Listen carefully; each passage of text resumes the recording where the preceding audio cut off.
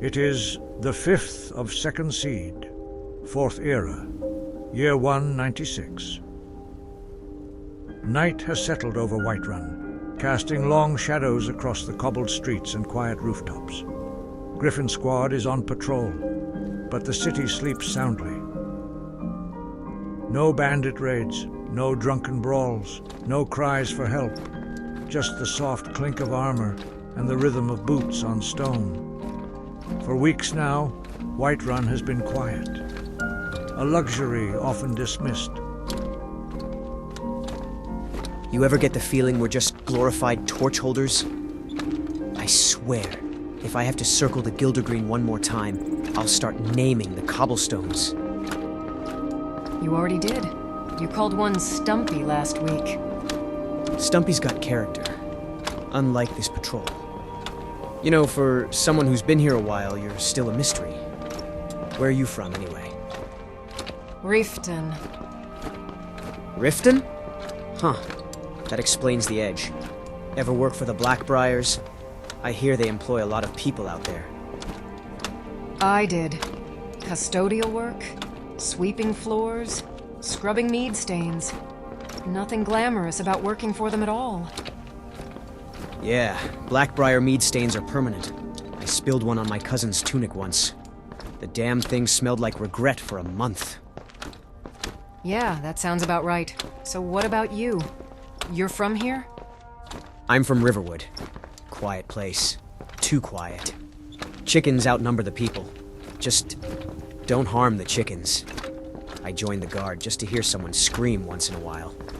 What a joke that turned out to be. What's it like? Living a normal life before all this? Probably not much different than yours. Riften's just like Riverwood with more knives and fewer morals. Yeah, something like that. The two guards continued their patrol, boots echoing through the empty streets. Beneath the quiet banter, truths lingered unspoken. Lydia walked with secrets stitched into her silence, and Felgrim, for all his jokes, sensed the weight she carried. For Whiterun slept, but not all its protectors were at peace. But for the ones that were, they often found purpose with bantering and drinking. Such is the case for Thane Tristore and the other noble Thanes of Whiterun. So I tell the vendor, no, I don't want your spoiled goat cheese. I want the one that doesn't smell like a saber cat's armpit. And he says, that's the good stuff.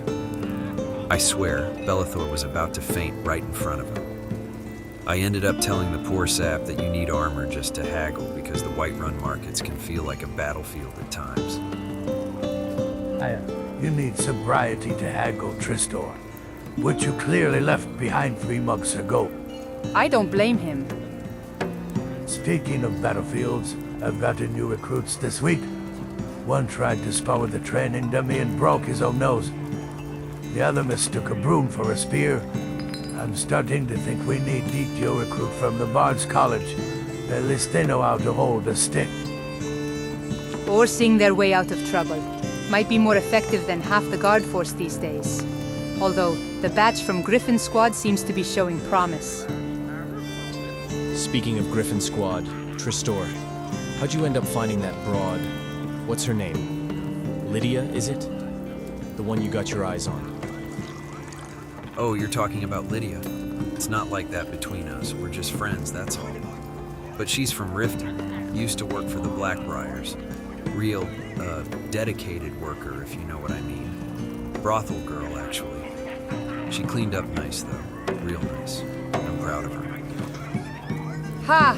By the divines, Tristore. You trying to shack up with every woman who can swing a sword and pour a drink?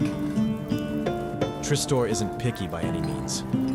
If she breathes and doesn't stab him first, he's interested. Bretons take what they can get wherever they can. All right, let's not make a song of it. Just don't repeat that. She's earned her place. The past is the past. Let's talk about something else, like the mead. This batch tastes like victory and poor decisions. Am I right? The laughter echoed through the bannered mare, warm and careless. But beneath the jokes and spilled mead, a truth had slipped free. For Lydia's past, once buried in silence, now hung in the air like smoke. And in Whiterun, secrets never stay quiet for long.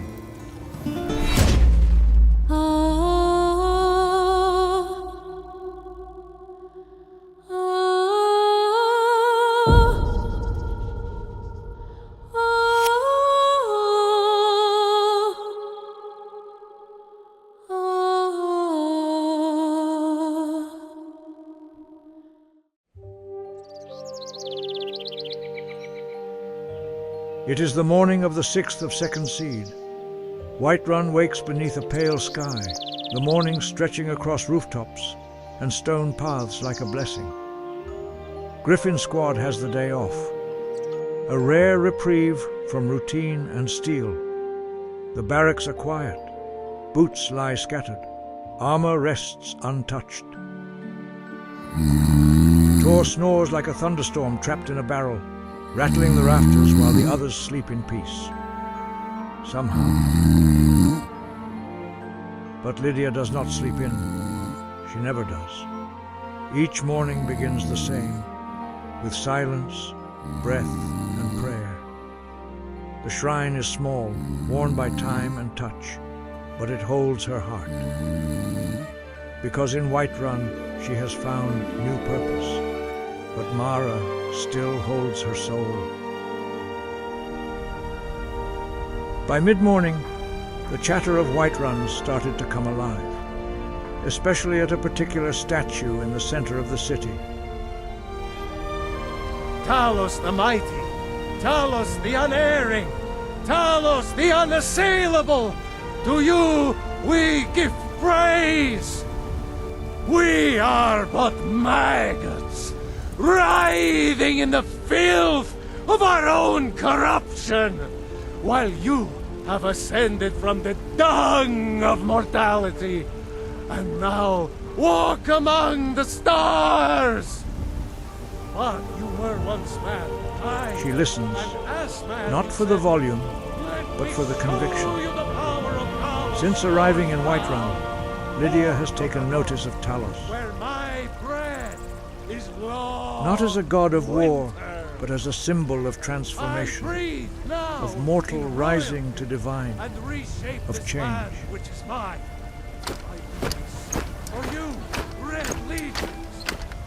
Didn't peg you for a Talos girl. Thought you were all Mara and Mercy. I mostly am. But Talos speaks to something else, becoming more than what you were. That's something I understand. Still owe Mara your heart, I take it. Every beat of it. Whiterun gave me a new name, but Mara gave me the strength to carry it. That reminds me of an old tale. Heard it from a priest in Windhelm years ago, about a Nord couple, Eirik and Svala. They were bound by Mara's blessing, but a war tore them apart. Eirik died in battle. Svala died in grief not long after. But the priest said their souls wandered Sovngarde, searching. And when they found each other, Mara herself appeared. She gave them a choice. Return to Nirn as strangers, or remain in Sovngarde as lovers eternal. They chose Nirn, reborn in different holes, different lives. But every time they crossed paths, they felt it. That pull, that ache. And one day, they remembered. That's beautiful, Tristore. Painful, but beautiful. Mara doesn't just bind hearts, she gives them the strength to find each other again, even across lifetimes. Mara's love is always eternal. I'm glad they found each other beyond death. Funny you say that. Turns out there's an old shrine out in the plains, forgotten by most, but still sacred. Want to pay respects with me?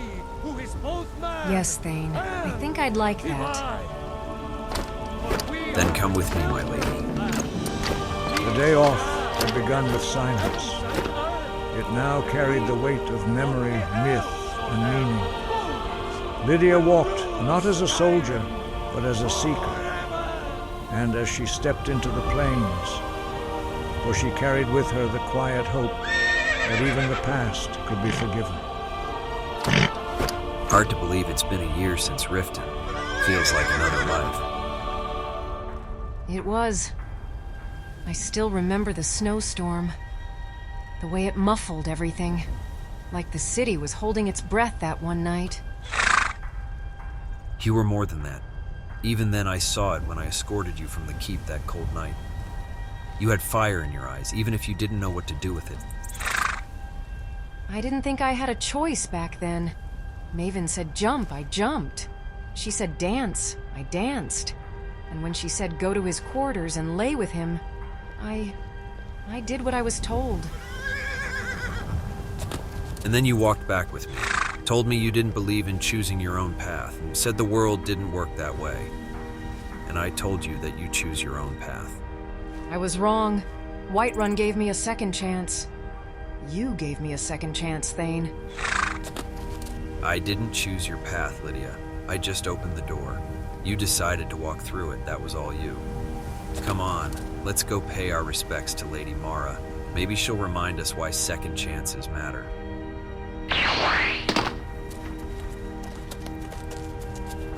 There are times I worry that perhaps my past will catch up with me, that someone will recognize me from Riften. If that day comes, I know you'll face it with dignity and courage. You had your reasons, and that's no one else's business but yours. So, until then, my lips remain sealed, Lydia. Good. Because if you ever tell anyone I danced in silk for Jarl Balgruuf, I'll personally throw you off Dragon's Reach. Fair enough, but I'll die with a smile. They rode west, the wind tugging at their cloaks, the plains stretching wide and golden. The road to Gjukar's monument was quiet, but their thoughts were not. Lydia carried her past like a scar, visible only to those who knew where to look, and Tristore, for all his flaws, carried her trust like a shield. And so the shrine waited, and so did the gods. The plains rolled beneath them, golden and quiet. The wind whispered through the grass, carrying stories older than stone.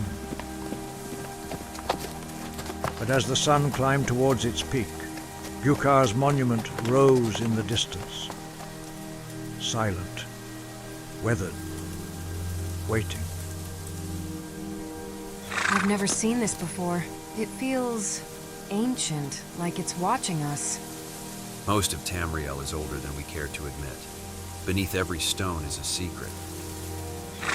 And beneath every secret, a story. And most of them were written long before the Nords ever set foot here. You sound like a scholar. Well, you know, I spent a few seasons at the College of Winterhold. Before that, I ran with the companions, fought, drank, bled. Then I read.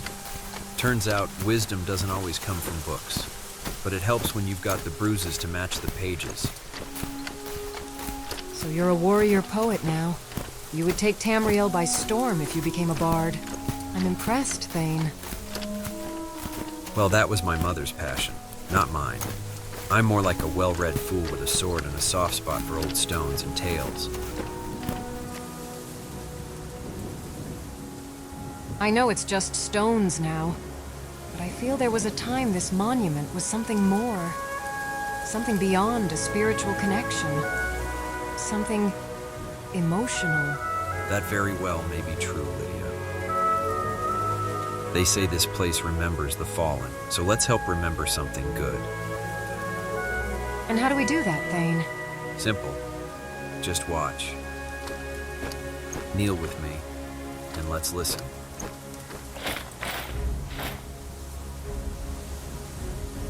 Great idea, Thane.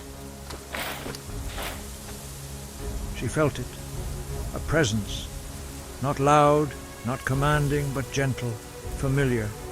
Mara's touch, like a whisper in the soul. The goddess did not speak in thunder. She spoke in stillness. They knelt together, eyes closed, hearts open, and above them the clouds moved slowly, like time itself was pausing to listen. If I may ask, why haven't you taken a wife, Thane Tristore? That's a good question. I've had company, good women, strong hearts, but none of that felt like home. I guess I'm still looking for the one who makes silence feel full. What about you, Lydia? How have you avoided a husband all this time? I used to dream about it. Marriage, children. I wanted to be a mother more than anything. I thought if I worshipped Mara, she'd bless me with a husband and a family of my own.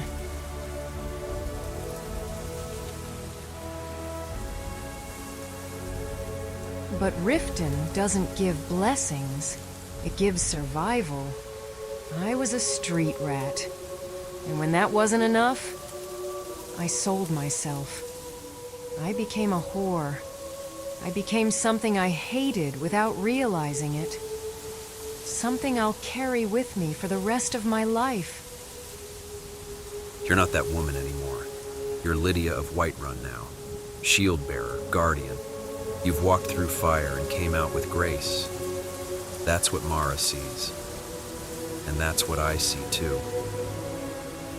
You say fire like it's something I passed through, but I lived in it. Every day. Sibby Blackbriar used me, whenever he wanted, because he could. He'd laugh about it, said I was his favorite toy. One day, I tried to tell him no, that I was done with that life. And so, he corrected me, took me by force in broad daylight, and the guards didn't even care, offering me to the guards as if I were just meat for anyone's taking. Lydia, that's horrible. And then Vasha came, with his skooma and his goons and his promises. He made Sibby look like a child. The things he did, the things he made me do. I thought I'd die in that place. Thought Mara had turned her back on me. But I killed Vasha. And by the grace of Mara, I lived through it. I survived what even happened to me in the Yalmarch swamps. I thought I was dead at that point. But you found me. You saved my life. You gave me hope. You gave me a new life. Everything that I am now is because of you, Thane Tristore. No, Lydia. You're wrong. Everything you are now is because of you. You broke away from the Blackbriars. You fought Vasha and endured. You survived the harsh world of Skyrim like no other, Lydia. That's not me. That is you. And if Mara ever wept, it was for you. Because she never left you. She waited. For this moment. For this breath. However, I will say, since you've joined the Guard Force, you've made my job impressively easy. So I won't mind if I take credit for that. Guess it's one of the perks of being a Thane. Yes, it is, my lady. Thank you, Thane, for bringing me here, for seeing me, and for not looking away. Anytime, Lydia. Anytime. Come on. Let's head back before the wind turns jealous. Lead the way, Thane. They rode back in silence, but it was not empty. Lydia carried something new, something light. The past had not vanished, but it had been seen. And in being seen, it had begun to heal.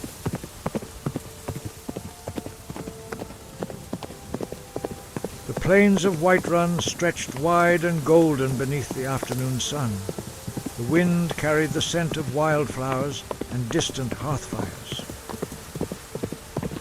As the horse trotted eastward, Lydia sat taller, her grip looser, her breath steadier.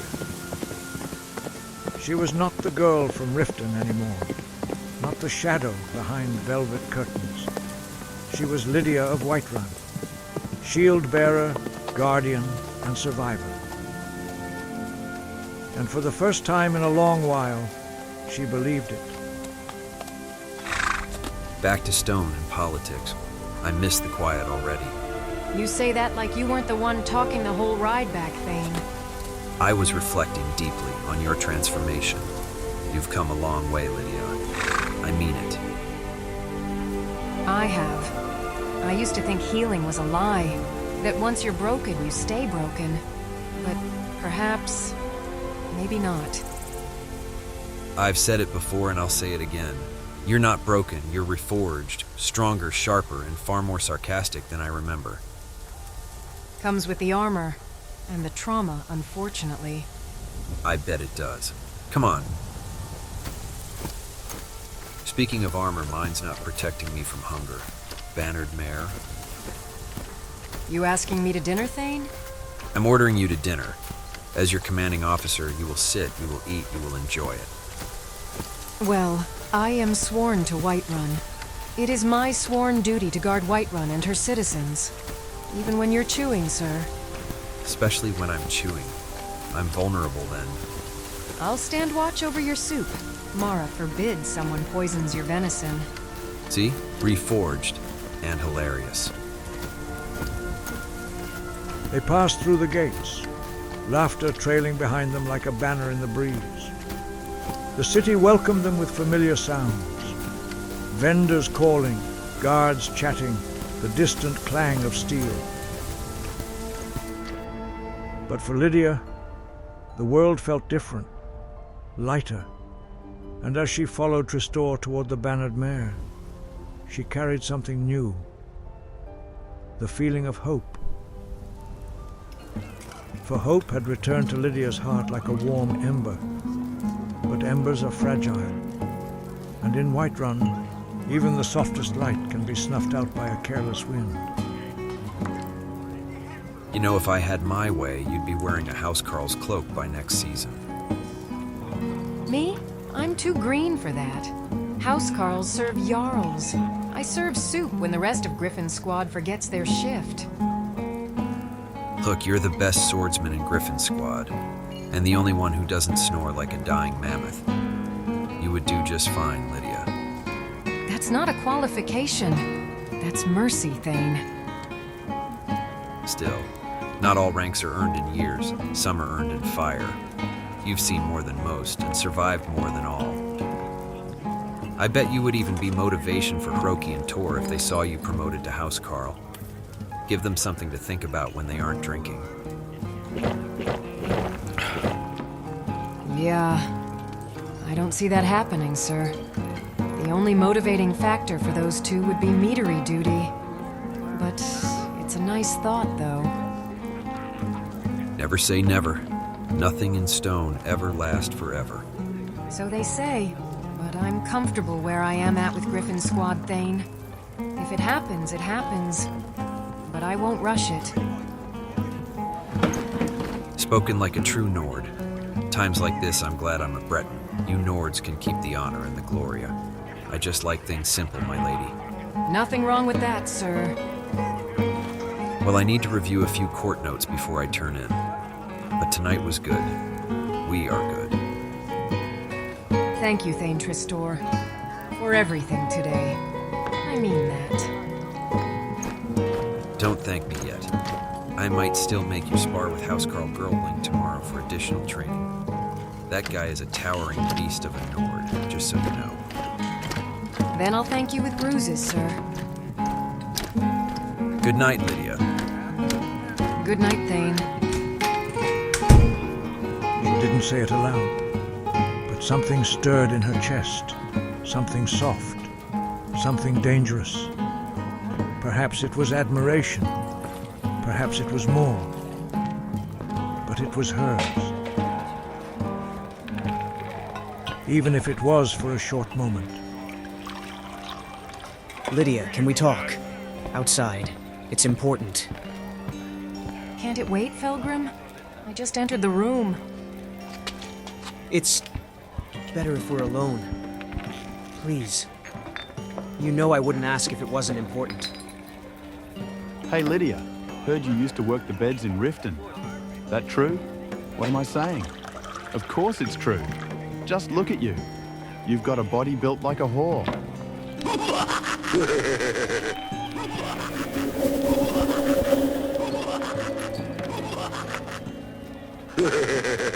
I bet she gave discounts to the guards. You're still offering that, Lydia. We got coin. Maybe she'll spread her legs for the whole tavern. One at a time, boys. I got first dibs. Knock it off. That's enough. Lydia, wait. Let me at least walk you to the barracks. I'm fine, Felgrim. I want to be alone.